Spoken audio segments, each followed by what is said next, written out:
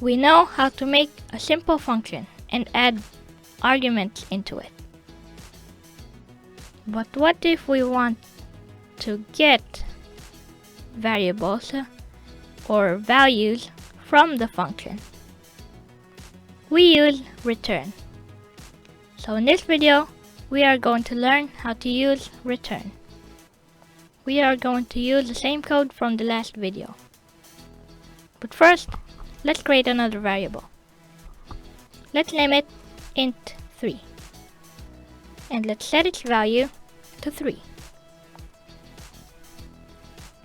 And let's remove the argument num2. And the int2 inside the parentheses when we call it. And also the print line.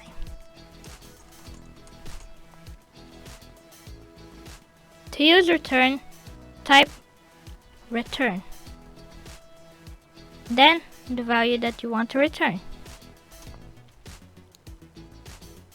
You can input here variables, numbers, and strings, as long as it's valid. Let's put the argument num1.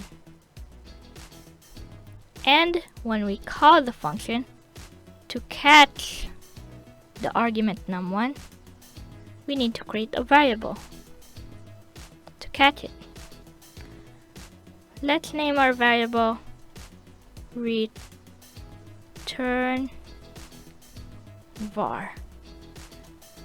Then let's define function name, then int1.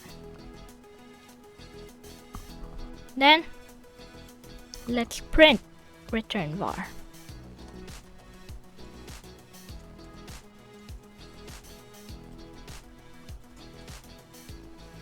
Then let's run the code. It gave us 1 because it made return values become 1, which is int1, which is the argument which we returned. So it made return var's value into 1. So when we printed it, it turned to 1. You can also assign int2 or int3 or other variables that you made already. But it will replace its value, like this. Let's type int2. And let's print in here int2. Then when we run it, it gives us 1 because it replaced 2, which is the value here, into 1.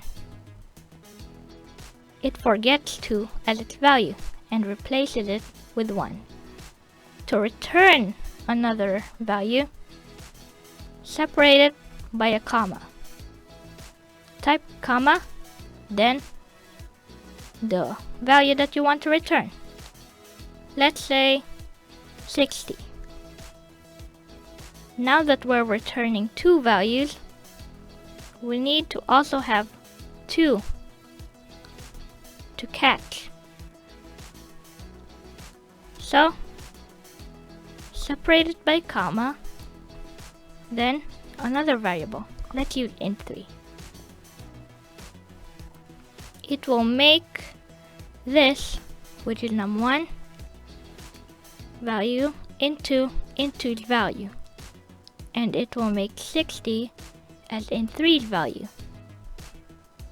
Then let's print int2 and int3. Rerun the code. There it is, 160. And that is how to return values.